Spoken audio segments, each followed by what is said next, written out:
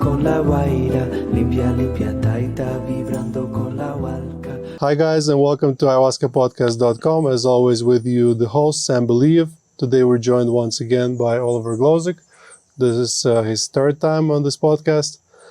And welcome, Oliver. And what are the topics for today? Thank you very much for having me. And today's topic is a lot about how ayahuasca is gaining popularity in the West, the benefits from it, the drawbacks as well, and how the whole renaissance of psychedelic revolution is happening once again, and also the mental health crisis that we are in most of the Western parts of the world. Okay, so what we have on our hands right now is, on the one side, a mental health crisis, which is, I believe, some statistics go anywhere between 20 to 30% of people in Western society, North America, Europe, that have some form of mental ailment, something like depression, anxiety. The conventional medical establishment doesn't seem to have any solutions. The antidepressants, they only temporarily cover up the symptoms, but the problem doesn't go away. They numb you to life. So plant medicines are on the rise. So we kind of have the cause, which is the mental health crisis, and the result of it is a psychedelic renaissance, the constant growth of plant medicines in popularity, which is, I think, a great solution inevitably. But as of now, the numbers are 25% of people are depressed, but only less than 1% of people have had ayahuasca. And hopefully this percentage keeps going up. So from your point of view, Oliver, as a retreat operator as well, same as myself, what have you observed as it goes in the increase of the popularity? And what do you think is the negative side of this increase? Well, I think the first one is interesting because we're here in Colombia, and ayahuasca in some ways is more popular around the foreigners than it is with the Colombians. And I think it has a lot to do with a lot of celebrities openly talking about their ayahuasca experience, starting from Megan Fox, Will Smith, now even Jake Paul, but also a lot of entrepreneurs, thought leaders like Aubrey Marcus, he had Aaron Rodgers on last year as well. And very likely as well that your favorite content creator is associated with some type of plant medicine, whether it's ayahuasca or magic or like mushrooms, because I think we are so over dominant on our left brain that we're looking to feel again, that we're looking to become in our body as well. And of course, drugs are a big part of it, whether it's alcohol, whether it's some other synthetic drugs, but then in some ways they offer temporary relief from like that over focus part on the left brain. But with these plant medicines, we can re-establish that connection with our body, with our heart. For me, first time I drank ayahuasca, didn't feel anything the first 3 cups. And I think because I was so head focused, always overthinking, always thinking about the next problem. And these plant medicines can ground us a lot more in ourselves. So I think that's one of the big reasons for the gaining of the popularity, also because so many public figures are talking about it. But I also think it can be a drawback, that it can be something, it's on my bucket list, or I want to be able to talk to my friends about it, that I did this as well. And I think ayahuasca, you should feel it in your heart because you feel like there's something within you that you want to overcome, something an emotional event that you haven't been able to process, to move past it, but also to create a vision for yourself, to to know yourself better on a deeper level, to see your blind spots, but not just something like, I also did ayahuasca. It can also lead to the over glamorization of the experience, and it's like, I need to have done it. And I think that's not the way to do it. Yeah, some of the example of our retreat here, we are, as always, reporting from La Guaira. We have 4 types of the retreats. We have 4-day retreats, we have 1-week retreats, we have 11-day retreats, and we have 18-day retreats. So we noticed that a lot of people that come for the 4 days, which is the minimum we provide, they come for those reasons, bucket list or just curiosity. And we notice how much different the groups are when they come for longer than those that come for a shorter amount of time, because the commitment is not there, the research has not been done, the intention has not been set properly. So this is the dark side, you can say, of the popularization of ayahuasca, because a lot of people do it for the wrong reasons. However, I personally believe even if you do ayahuasca for wrong reasons, there might be a part of you that is actually there bringing you to ayahuasca for the right reasons, but you don't have the connection for that part. And paradoxically enough, ayahuasca itself is the part that opens it up. For example, when I first did ayahuasca, as I like to say, the reason for it was a mix of curiosity and quiet desperation. It's like I was curious to do it, but I was also understanding that something is wrong with me and I don't seem to know what to do. So this combination led me to ayahuasca, and ayahuasca was a perfect tool to actually open me up. And eventually, now years later, I can go back to that event and understand that a lot of things started from there, and my growth and change started from there. But what we notice a lot of times with people that come for the 4-day retreats, and at the 4-day retreat, you only have 2 ayahuasca ceremonies. It's important to understand when working with ayahuasca, if it's your first time, first ceremony, half of the group will connect. Second ceremony, 75% of the group will connect. Third ceremony, 90% of the group will connect. And then after every ceremony, 2% more. Ayahuasca is not magic mushrooms. Ayahuasca is not like other drugs, because it's not a drug. It's very unpredictable. It's very unique. It has a mind of its own. And sometimes people come in and they like, I just want this experience. I'm going to have those 2 ceremonies. And then it just happened to be ayahuasca is not working for them. And then what we notice, whether those short-term people connected or not, some of them, because of the culture that we create at the retreat, where we explain to people, this is not about drugs, this is not about visions, it's about healing.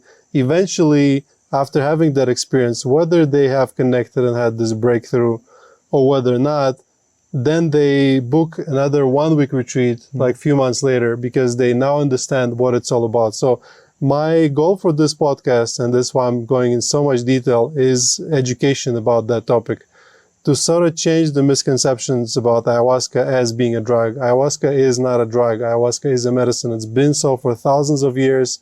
It's only been called a drug for the last 50 years. And if you come to ayahuasca with that mindset of it being a sacred plant medicine that will heal you and help you, it will heal you and help you. If you start the communication early with the plant spirit, it will respond. So first of all, Oliver, what do you think about that? And what do you think about my maths about people and their, not connection, because you connect to the ayahuasca before you even drank it. The moment you decided to drink it, you establish a connection. What I'm talking more about is the breakthrough, this big bang moment that a lot of people expect from ayahuasca. What do you think about my formula? 50, 75, 90, and then 2% every night. I think the 7-day retreats are amazing. And because it also allows you to decompress. It's not just like you come and you are gone right away again, but you have time to like go deeper in your intention, discover more things about yourself. Also, the more ayahuasca you drink, the deeper you go into your own process as well. At the same time, you know, people also have a life, and for some people it's easier to take off 7 days than it is for others. It's also understandable that for some people they have a lot of respect, and it's like, well, I'm not sure if like my first time I want to go right away for 4 ceremonies and start off with 2 is, I think, in some cases also recommendable, especially if you want to take your first steps with ayahuasca, if you want to get to know ayahuasca. But if you are really looking for that deeper shift, then I'm a big fan of the 1-week retreats. But also what you said, in the end, the ayahuasca does what the ayahuasca does. And we've even had people after 1 ceremony who were just like, oh, I'm not even going to need the 2nd ceremony because I need to like journal, and I feel like I got all the answers that I was looking for. I personally don't fall into that category, but there are people who then also say, like, hey, I might come back in 3 years, might come back in 5 years. I looked within, I found the answers that I was looking for. but also many times it's not that ayahuasca solves your problem.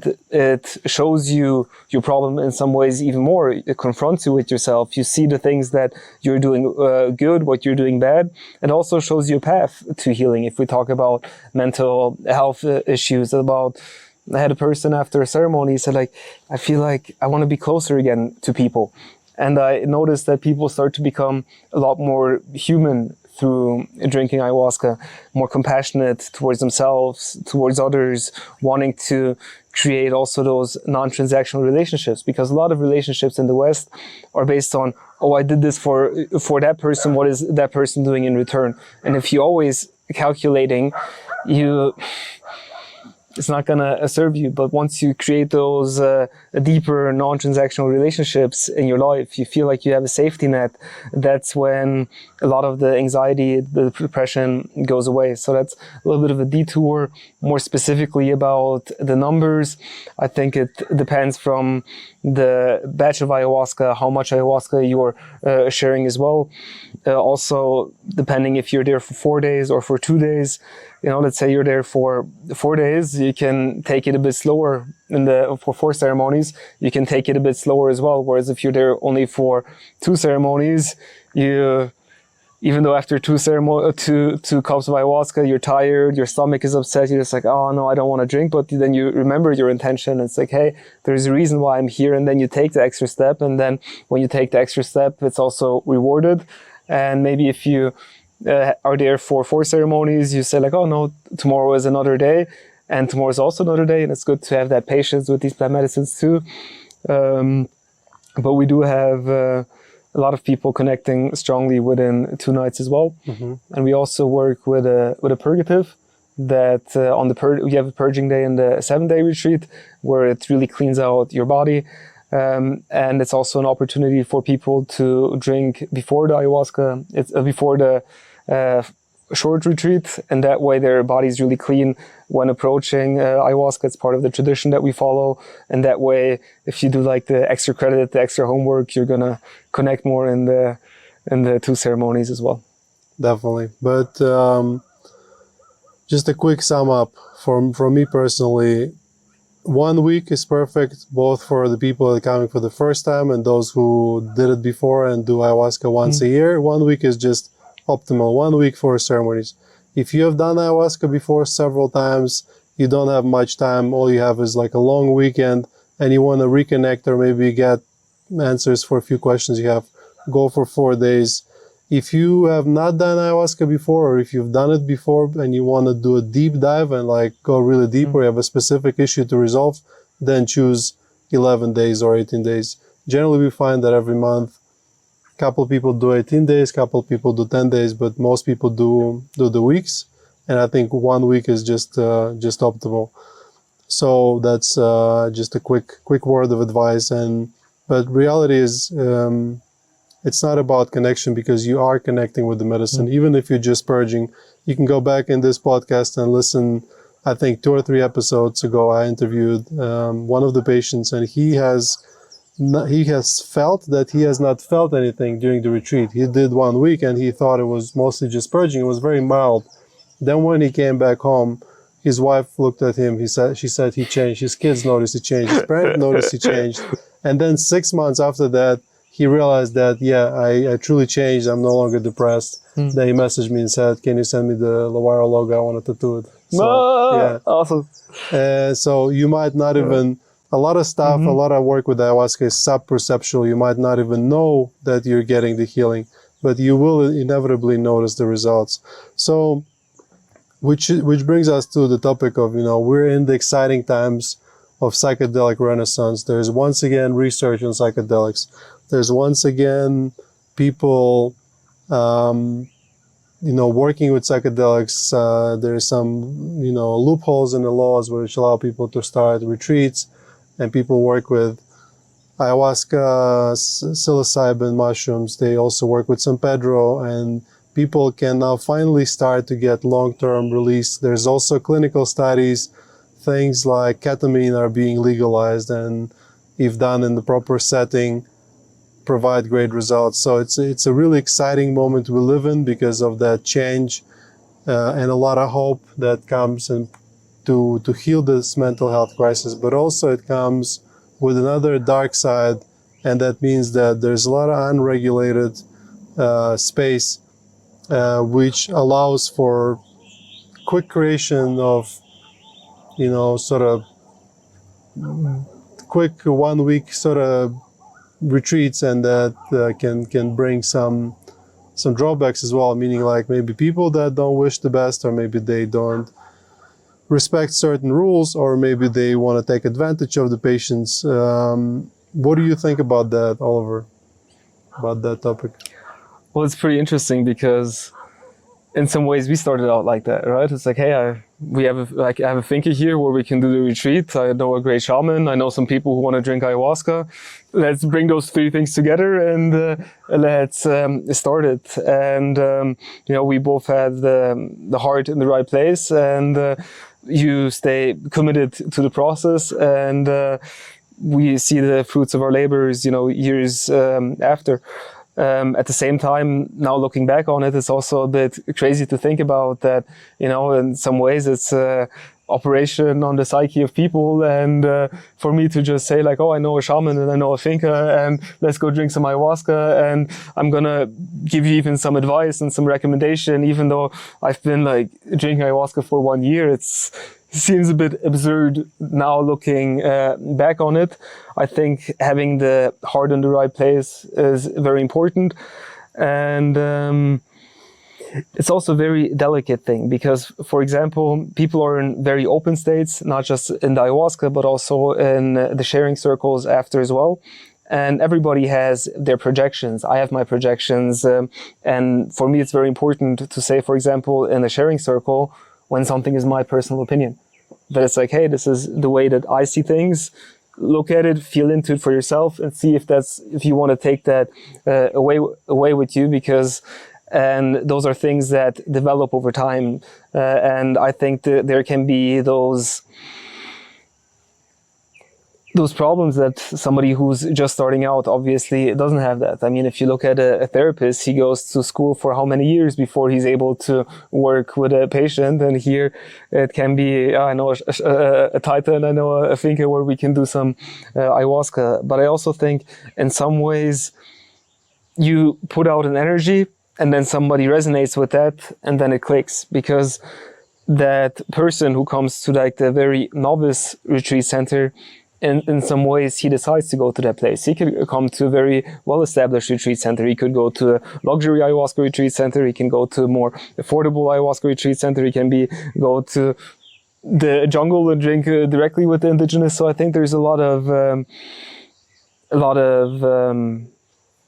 open market in some ways, which is good. And it goes back to also the responsibility of the participant to think, okay, where do I want to drink? Where do I feel safe? And I can say the people who first drank with me also had very powerful experiences, and prices were a lot cheaper, and they got great results as well. But now from a little bit more of a mature perspective, it does feel a bit absurd as well that on such important of a topic like mental health, if you then even add maybe thoughts about suicide into the mix and all that kind of stuff, that all of a sudden somebody is in a position that they maybe in the beginning he was like, hey, I want to help people bring people to ayahuasca, and now I have to deal with that person who has suicidal thoughts. It can be a lot for the facilitator as well. So it's a intricate topic. It's much more complicated than it seems. It's important to understand that with everything out there, somebody have started it someday. So because there does not exist yet, or is in the process of creation, the industry of ayahuasca retreats, let's say the first university was founded, a long time ago, but who was taught in that university if they couldn't go to university to study? Somebody has to, it's like a chicken and egg sort of dilemma. What started first? Somebody has to start it. What helped me personally to feel good about starting a retreat, especially in its very first rudimentary form, as you say, here I am at the finca, I know a taita, I know people who are interested in the healing. What helped me was grounding myself in the tradition, obviously knowing like, okay, this person is a shaman, and he comes from a family of a shaman, and they've been doing it for thousands of years, which is really nice and very helpful, and is a good start. However, I must admit that the indigenous way of doing things might not be exactly the perfect thing for the modern day people, because in the indigenous cultures, they have other containers which they can ground themselves in after the ceremony or before. So for us, then as we started organizing things and getting more professional, we started including more of a Western style integration and sharing circles and talk therapy. And I think kind of nicely grew to the spot where I'm very convenient that what we provide now is a very, very helping product, because once again, every year we have close to 1,000 people, and that talks to itself, because they message us, they let us know. But yeah, sometimes you get into situations where you get very difficult people, and you have to sort of pathfind and like navigate, new waters that nobody navigated before. Like when you get a person that is a suicidal, and then they're, they want to, they think those thoughts, and then you're worried, like, what if, tonight they're just going to kill themselves? It's like, it's a very tricky topic, but with a lot of love, with a lot of care, somehow it always turns out well. And then a lot of those suicidal people that came to our retreat as a last resort, as far as I know, they're all still alive, which is a really nice thing to think about. But in the end of the day, we're not alone. We also have the ayahuasca, which is the main star of the show, which is actually doing the most of the healing. So you have the retreat center, you have the medicine, you have the group, and when you mix them all together it brings out that healing, which makes those suicidal people stop being suicidal. Feel the love of other people in the group, feel the love of the medicine, feel the love of the shaman, the facilitators, really connect with it and really heal. So, but yes, occasionally, unfortunately, because of how rushed everything is, there are some retreat centers that pop up for a few days or a few weeks or a few months that maybe start with not a best intention. They just think, they might look at as an established retreat center and think like, look at them, they have all these people and they make all this money. I'm just going to go and make money. And I think we talked about it in our first ever episode about how it is facilitating. So guys, go back and listen to it. If you want to start an ayahuasca retreat, you'll find a lot of wisdom there. But yeah, but the reality is, in this wild west of new industry being established, the time always shows who has right intentions, and it puts everything in its places. And the good places, I believe, survive and get improved, and the bad places eventually, nothing gets hidden forever, and they get brought to the clear water and slowly disappear. So that's on the drawbacks of the psychedelic renaissance. But the positive side is much bigger, because we are really desperate in the Western society for some kind of solutions. And I myself, when I felt like I was getting depressed and I didn't really know the solutions, and last thing you want is to take an antidepressant that numbs you down and also takes away your libido and will to do anything. So having found ayahuasca and having had that healing experience has been a blessing, and then a motivation to sort of spread the word, and exciting things are coming. I believe more nice retreats will be started over the next few years here in Colombia and in the world in general. More and more studies will be conducted that maybe will find a way to explain how exactly does the medicine work.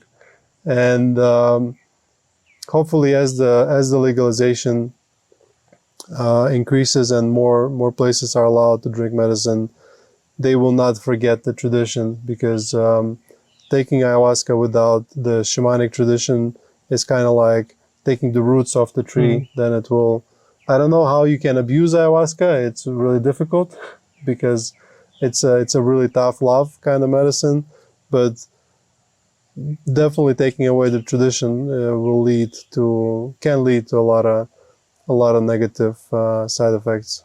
I'm also like, thank you very much for sharing, and a lot of movement because it's like a new field and so much need for people to find solution for their mental health problems. And for me, I'm more on the conservative side of the spectrum. You know, you mentioned ketamine, and then there's also MDMA therapy, and also, I believe, scientific studies about the benefits of both of these as well. And I've never taken ketamine, so I cannot talk from first-hand experience. But for me, what I really connect with ayahuasca is what you said, the tradition, and that people have been doing that for thousands of years. That I meet people who've been drinking ayahuasca for 5 years, 10 years, 20 years, and I see how they conduct themselves, how they live their lives, and I get inspired by that. Whereas with, with MDMA, I can see that when you take that and you feel all the love, it can get you out of a funk that you might have been in. So I'm not saying, and I think everything has its time and place as well. At the same time, addictive properties, how healthy is it for the body? Is it something that, been there for 50, 60 years? It's not something that I would want to lean on, not something that I would want my go-to thing to be. So for me, knowing that there is an ancestral path, knowing that there's been people who've been walking this before me, gives me a lot of security in it. It's not like I'm experimenting with it. It's not like, also heard about some ketamine clinics where there's then people are, on the bed and with some white lights and all that kind of stuff. And it's more about injecting the substance and taking away the ceremonial aspect of it as well, because the ceremonial aspect is huge from my perspective, when it comes to these plant medicines, and to not overanalyze it again and have all this is how all of this works, but like experience it for yourself, talk with people who have done it.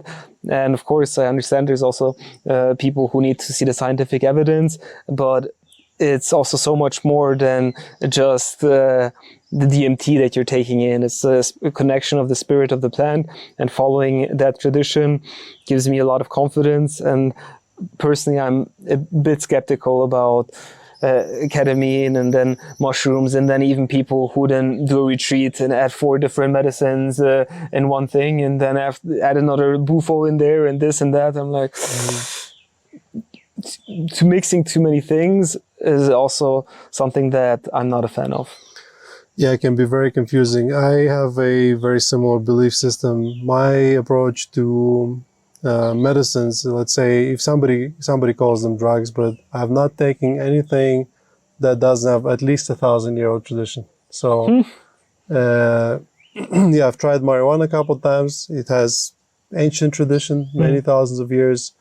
I've had psilocybin mushrooms. They have thousands of year tradition. Ayahuasca, alcohol, San Pedro, alcohol. Yeah, it's. Some of them you always need to have be careful when you navigate, because every plant is different. There are benefits and drawbacks, but it definitely helps to understand that there has been thousands of years of people doing it. So it's like, let's say they discovered some nice new fancy psychedelic that you take it once and all your problems go away, but okay, what's going to happen in 10 years? What about your children? What's going to happen to your children? Does that affect your DNA? So I'm very skeptical about new stuff. And it's just good to see, like here's the shaman and here's his dad and his granddad was also a shaman. Awesome. And they drank ayahuasca for all their life and they live to be 100 years old. This is really reinforcing, especially those medicines. I like the aspect of the traditional plant medicines with pain first, pleasure later. For example, with ayahuasca, when you drink it, I would say 70% of your ceremonies will be hard work, physical purging, mentally hard work. And then when you go back to your real life, you feel the relief and you feel good. So it's not an escape thing. It's not something you will just do on a whim and be like, here I have some ayahuasca in my bar. I'm just going to go take a cup. Like there is no impulse. You will never see a junkie under the bridge taking ayahuasca, to escape from his pain. It is not like this. It doesn't have that tendency. But with ketamine, for example, if it's done outside of the clinical setting, people die from ketamine. people abuse things like that. So when you go into this world of medicine / drugs, because what we're talking about now is arguably medicines or drugs, like where do you draw the line is very personal.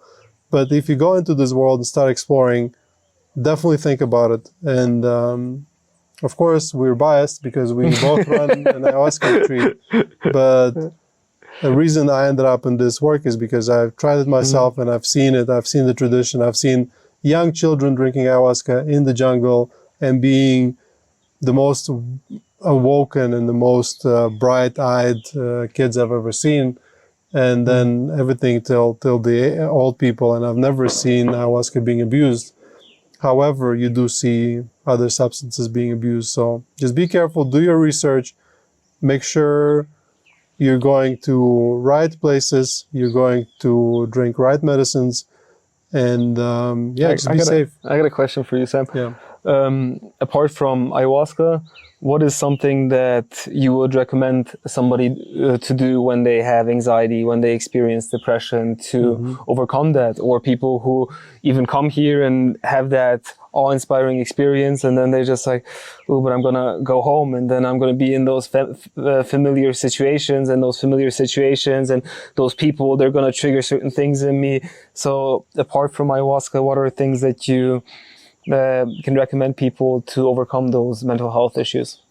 So those are the good old advice that your mom would give you, kind of things. Because when people come to the retreat, before they leave, we always say, you now have the newly found flexibility in your brain. You are suggestible, which means this is the best time for you to start with good habits. So for example, at our retreat, we always give people an integration journal, which is a journal there you can start journaling. So one of the best tips would be pick up journaling. If you have a thought, don't allow it to bounce around your name, bounce around your brain like a stray bullet. Capture it, put it on the paper, analyze it, and this really helps. Meditation, amazing tool. And if you start meditating right after the ayahuasca retreat, you will feel like it's going to hit you so much better. Breathing exercises, Wim Hof style breathing exercises, very simple, 40 deep breaths, you hold your breath. It's amazing. It can kind of like yank you out of your negative state of mind very quickly. Ice bath, amazing. Once again, you get into the cold, all the thoughts magically go away. Walks in the nature, doing sport, going to the gym. If you are more advanced and you want to take the plant path, using rapé also really helps to center your thoughts. I'm a big fan of work with tobacco. Even taking tobacco, I'm not saying smoking cigarettes, but taking a tobacco and smoking it ceremonially, doing cleanses for yourself also really helps. Doing plant baths, amazing tool. Kind of, I guess, hard to find in the Western world, but there are certain plants that are very common. Cinnamon. You boil some cinnamon with some lemongrass, and it's already a cleansing plant bath. That really helps sometimes for myself personally when I feel heavy, to sort of wash it away. So all the good habits, everything your grandma told you to do is the kinds of things you want to do. And in the end of the day, as I like to say, ayahuasca is the gateway. It's a door to this world of self-improvement, self-growth, and spirituality. You don't have to be drinking ayahuasca every day for the rest of your life. You start drinking ayahuasca, you create a relationship with it. You can drink it once a year, once every few years, or when something happens and you need to process emotions quickly. But in between those retreats, the integration that you do, the real applicable life change that you do, all the good habits that you implement, and everything works, including, I know some people that practice religions in a very sustainable way. That can also help. Prayer can also help. Everything. It's like everything you do matters as long as it's in the right direction. And ayahuasca can just be this catalyst around which your healing journey will begin. What about you, Oliver? Do you have anything to offer to add to that list? Well, you have a pretty long list, and all of those are absolutely great. What can I do right now to get rid of that anxiety, depression that I'm feeling? And a lot of times once you start moving, once you start exercising, then you'll start feeling better as well. what I found for myself is also in some ways recreating a different identity. Before I was comparing myself a lot to others, to their progress, my progress, how's that person doing, always kind of like evaluating where do I stand in the social status and all that kind of stuff. And when I had those thoughts, like, no wonder that I'm anxious, no wonder that I'm feeling judged. And it was a big journey for me to re-meet myself, to find myself on a deep level, to accept myself the way I am, and to not have my self-worth dependent if that person says yes or no to me, whether it's a romantic partner, whether it's a rejection in business or friendship. So for me, it has been a lot about cultivating that self-love and letting go of those ideas of, Instagram and everybody has a perfect life and how can I play towards it, and I want to have that good job so then my parents are proud of me, or the people who I graduated with think that I'm a big shot or whatever. I think those are thoughts that make us mentally sick. And by changing that identity, those ways of thinking, by ways of being, one thing that I notice that people through ayahuasca, I mentioned earlier, start to become more human. And that humanness, I think, helps with that anxiety and depression. Because for me, I feel very little anxiety. I can count it on one hand how many times I felt anxiety this year. And every time I felt it, it was a signal to me that something is wrong in my life. And to feel into it, hey, why is that person, why is that situation so impactful that it gets me out of my state of inner stability? What does that person, what does that situation represent to me? Why do I think that has such a big impact on my life? And how can I switch that to create that inner abundance within, to not be dependent on those people, situations anymore? And apart from all these tangible recommendations that you shared, I think that inner journey process, which also, of course, ayahuasca helps facilitate, has been very transformational for me to overcome those anxiety, that unsureness within me. So yeah, it's not just stuff that you add in your life, like good habits, but it's also things that you take away, like, toxic thinking patterns and also toxic people. Mm-hmm. If I tell you right now, toxic person, who does come in mind from your friend group? If you thought about a name or a face, if you can, just, take your distance from that person, because you can come to ayahuasca to experience healing and heal the trauma, but you can't heal the trauma that's being formed. And if you have a friend that makes you feel bad about yourself, then avoid that person, or maybe have one conversation where you call them out and you say, you actually make me feel bad and I don't want that anymore in my life. Because you can come and drink ayahuasca and feel better and then go back to them. And the reason I tell it is because people come here and then they report, it's like, I came here and I felt so great, and then I had this idea to go visit my sister, and my sister made me feel terrible, and now I'm back to square one, and I feel like coming back again and doing ayahuasca, which of course will lift you up from the pit. But you also need to understand that if you're doing that work with ayahuasca and you're investing your time and your money to get the relief, you also need to cherish it and do all the good things and avoid all the bad things to allow you to stay in that space. And for those of you who have been to the retreat and have connected and felt amazing, best you've ever felt before, what really helps as well to reconnect with that feeling is to listen to the medicine music, to meditate and do things that remind you of that experience, and hang out with people that you met at an ayahuasca retreat, because they will be your family now. You're in the same journey, you started at the same time, and you can find a lot of things in common. Like me and Oliver, why do we meet up and talk and record this podcast is because he runs an ayahuasca retreat, I run an ayahuasca retreat. We have problems in common, and it's kind of nice to talk about that. So find people who you have common problems with, and remember that we are social creatures, and a lot of your healing will come from that group dynamics.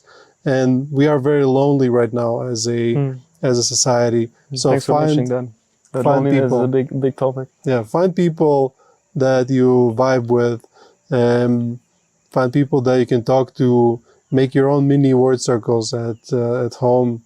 Yeah, I really love word circles. Like, it's such a simple and such a magical thing. Like, whenever I have any conflict in a team, I just collect everyone's like, guys, let's speak. And if everyone speaks their truth and everyone truly listens, there's almost no problem you can't resolve. It's just right now for us, the communication is missing. Like, if there's a conflict, people just shut down and they just avoid and leave and go to another environment where the same situation repeats. But I think we're losing our topic. What was our topic? Our topic was the gaining of popularity of ayahuasca, mental health crisis, the growth of popularity. So it's an exciting time to be alive, definitely. It's a time where I keep saying in the groups when people arrive, like, my dad is an alcoholic. He faced similar problems when he was in his he was young and he was starting to have family and the stress. And when he was trying to run away from that pain or from that depression that was starting to form, he chose alcohol. So there was no ayahuasca back then. He didn't know better, and he just followed that step, and then it put him on the wrong path. Now we live in a time where you have ayahuasca, where you have yoga retreats, meditation retreats. You have this whole wellness culture, and you're one Google search away from starting to change your life. And it's amazing. It's super exciting. Like, I'm thinking, what if I didn't find ayahuasca instead? When I was starting to get depressed, I would, I don't know, smoke marijuana or start drinking a lot, or where would I be now? And it's like, how awesome it is to be alive in this time. And yes, there will be some negative moments. Maybe some people will try and abuse power that ayahuasca gives you, and maybe try to take advantage of people. Or my biggest concern is, like, when you work with ayahuasca, people get in a very suggestible state. They really open up. So it's really important for us as facilitators to maintain that neutral stance where we're not promoting a specific way of thinking or a religion or something like that, because it's very easy if there are some retreats I've heard about where the leader is a bit of a narcissist and they make it all about themselves and start to create like it starts to get like a cultish vibes.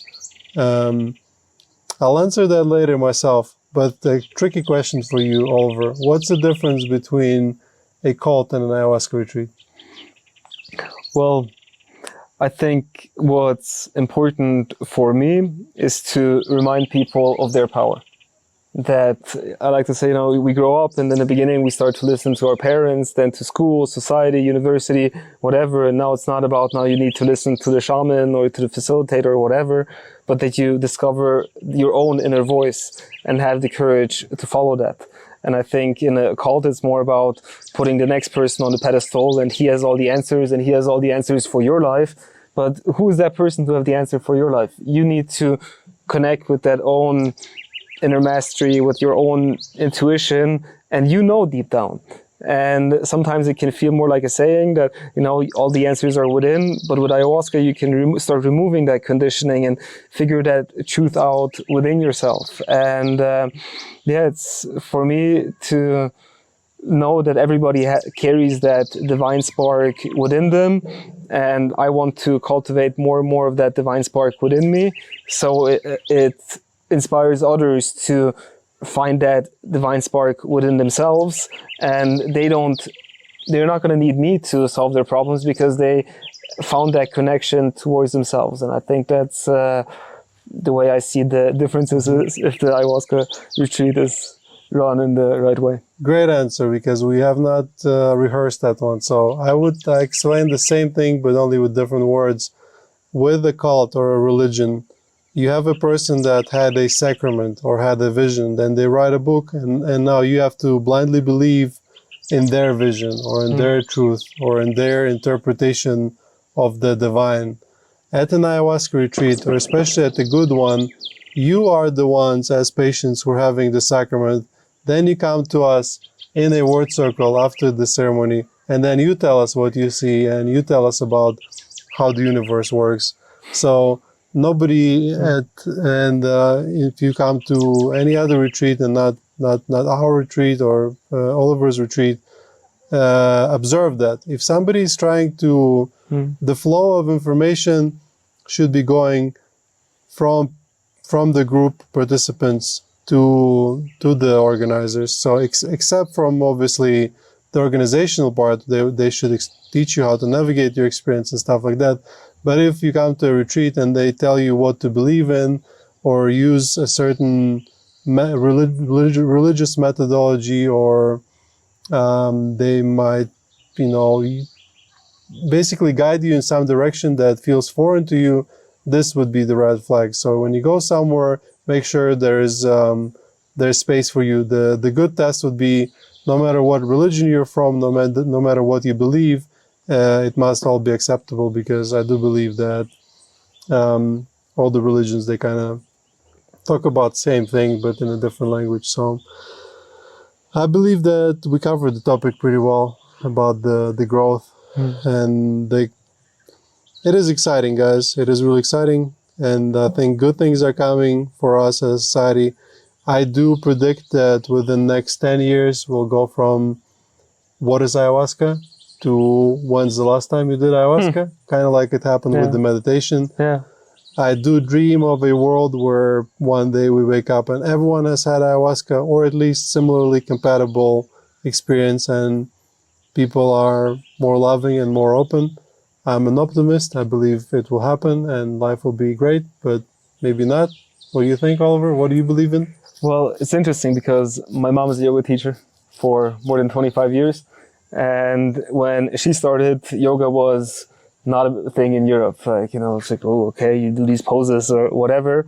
And now it's like the most natural thing. Like, oh, what can I do to feel better? Oh, try some yoga. And it's, in some ways, it's like it came from India. Now it's like the opposite side of the world. But I see it because people are looking for solutions. And if you look for a solution, you find an answer. And it's obvious that ayahuasca can be that answer.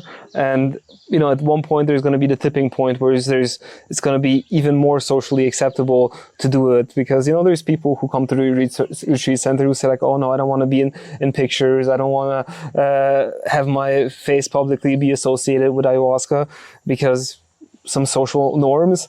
And I can see that changing a lot in the next 5, 10, 15 years, that many people will see that as positive things when somebody says like, oh, I'm doing ayahuasca, I'm maybe even going to a therapist, I'm doing things to figure myself out, to become a better human, and this is the path that I'm taking for that. So I do see just how I saw yoga expand from my mom in the last 25 years. I can hopefully we'll see that same development with ayahuasca as well.